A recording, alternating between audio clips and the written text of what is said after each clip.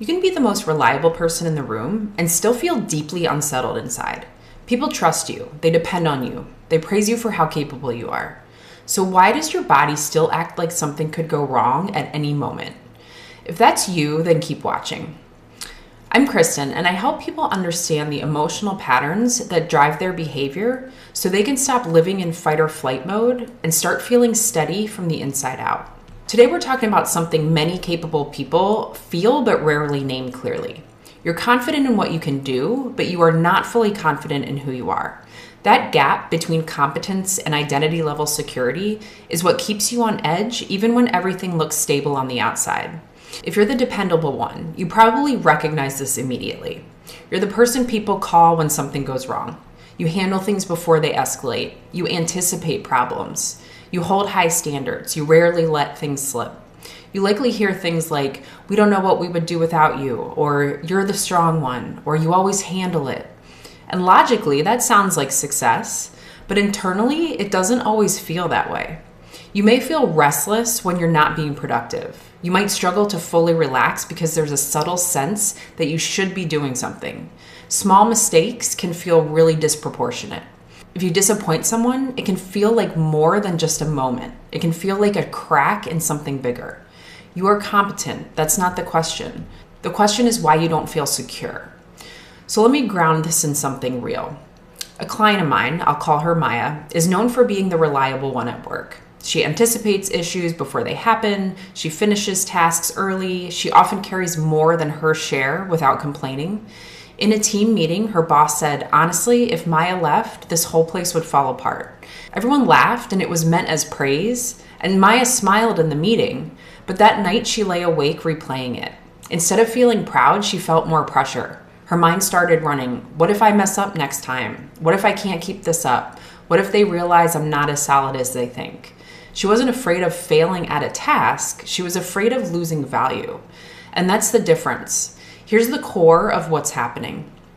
Competence is a skill. Identity is who you believe you are. Healthy competence says, I'm good at this. Identity-based competence says, this is why I matter. And when competence becomes identity, performance stops being about doing a job well.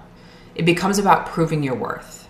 And that's a heavy load for performance to carry because performance fluctuates. You'll have off days, you'll make mistakes, you'll get tired. And if your nervous system believes your belonging depends on staying competent, it will stay on high alert. You're confident in what you can do, but you don't fully trust that you're secure without performing. And that's the gap. And this pattern rarely begins in adulthood. Many high-functioning people were praised early for being mature, responsible, or helpful.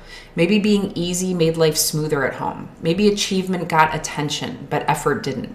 Maybe your emotions were inconvenient, but your competence was celebrated. So your brain made a smart connection. Useful equals safe. Capable equals valued.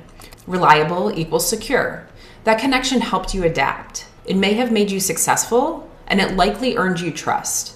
But here's the cost. You learned how to perform. You didn't fully learn how to feel secure without earning it. So now, even when you succeed, your system doesn't settle. It keeps scanning. It keeps preparing. It keeps making sure you don't drop the ball. It's looking for the next potential achievement. Because somewhere deep down, dropping the ball feels bigger than a mistake. It feels like a threat to your place in the world. And this is not about you being controlling. It's not about you having high standards. And it's not about you needing to care less. This is about your nervous system confusing performance with value and belonging. And once you see that, you can start separating them. But insight alone doesn't change the patterns. Repetition and consistency does. So here are 3 small reps you can practice this week. Number 1, separate performance from identity. When you do something well, notice your internal response. If your mind goes to, good, I'm still good, gently shift the wording. Say, I did that well. That subtle shift matters. You're reinforcing that competence is something you do, not something you're required to be in order to have worth. And practice this daily. It rewires the link between output and identity. Number 2, pause before fixing. Choose one small moment each day where you would normally jump in to fix, solve, or rescue. It might be silence in a meeting or a small problem someone else could handle. Pause for 10 seconds. Notice what rises in your body. Is there tension, a sense of urgency, a thought that something bad will happen if you don't step in? You're not trying to prove those thoughts wrong. You're allowing your nervous system to experience that the world will not collapse when you're not immediately useful. And this builds tolerance for existing without performing. Number 3 is an identity level reminder. So write this sentence down and repeat it this week. Even if I'm not doing anything useful right now, I still have value and self-worth regardless. Say it before meetings, say it when resting, say it after a mistake. You're teaching your system that worth is not earned moment to moment. It already exists. It's your birthright. Reliability is not the problem. Your competence is not the problem. The problem is when reliability becomes the requirement for belonging. When reliability is a requirement, you live on edge.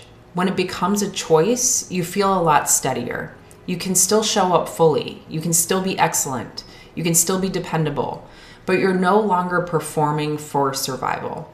You're choosing to contribute from security, not fear. And that changes the entire internal experience of success. So if this resonated, it doesn't mean there's something wrong with you. It means you adapted well. You learned how to maintain emotional safety through competence. So now you're learning how to feel safe without the constant negotiation. And that shift happens slowly and through those reps. Separate the sentence, pause once, use the identity statement. You're confident in what you can do, and now you're building confidence in who you are. If this hit home, comment the word reliable and tell me which rep you're going to practice this week. Separating performance from identity, pausing before fixing, or using the identity reminder. And if you want more content like this, I send a short weekly email where we name patterns like this clearly and give you practical reps to apply in real life. I also share a lot of my own personal experiences. You can join through the link below. And if you know someone who's always the strong one for everyone else, send this to them. They may need to hear that they're allowed to exist without earning their place.